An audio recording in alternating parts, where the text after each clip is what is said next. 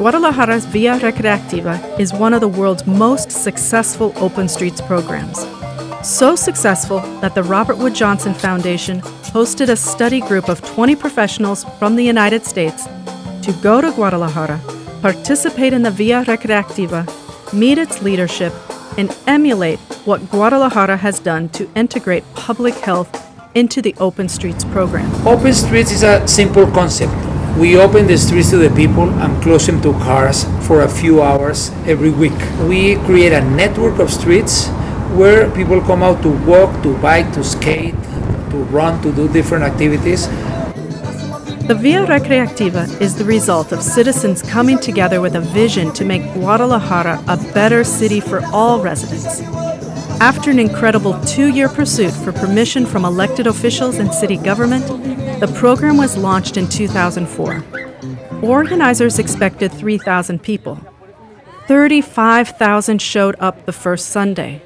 Today, 400,000 residents enjoy the Via RecreActiva every week. The Via RecreActiva has become the world's first metropolitan-wide open streets program, with the involvement of Guadalajara and 4 adjacent jurisdictions, offering residents 41 miles of recreational open space.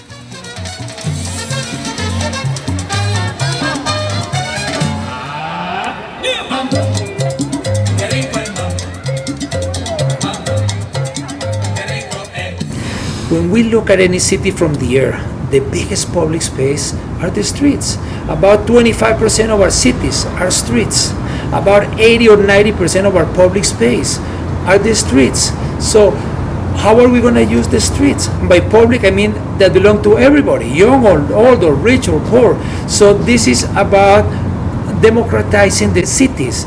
That it cannot be that 25 or 30% of the space of the city that are the streets, that the best use is just to move cars from point A to point B 24/7, 52. We need to use them in different ways that will provide the best value and the best quality of life for all citizens. The Robert Wood Johnson Foundation is interested in building a culture of health in the U.S. And what that means is having the expectations set across all populations that we can be healthier, and health is not just when you see your doctor. Health is where we live, work, play.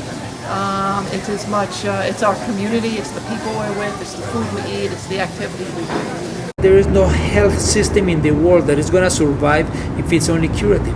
It has to be preventive. It really celebrates life and all the layers in life. We saw all ages of people out today, of all abilities, from the very, very young toddlers up to older people and people who had some physical mobility problems, but they were still out there and enjoying it. I came around from the middle of the road,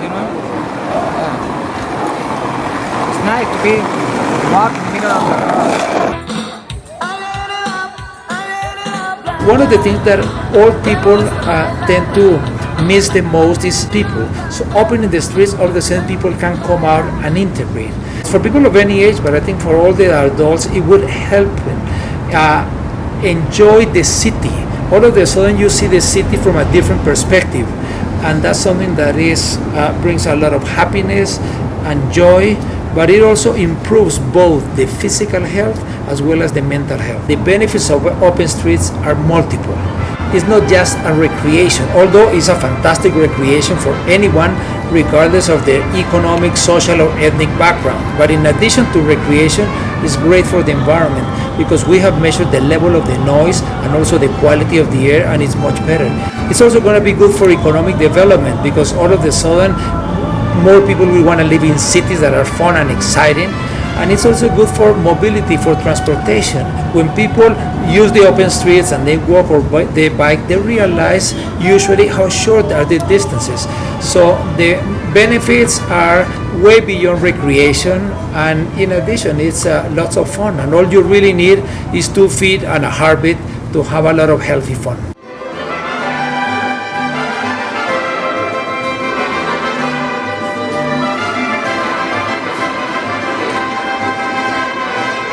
Cities around the world have begun to open their streets. The key to success going forward is that these initiatives make public health a central objective.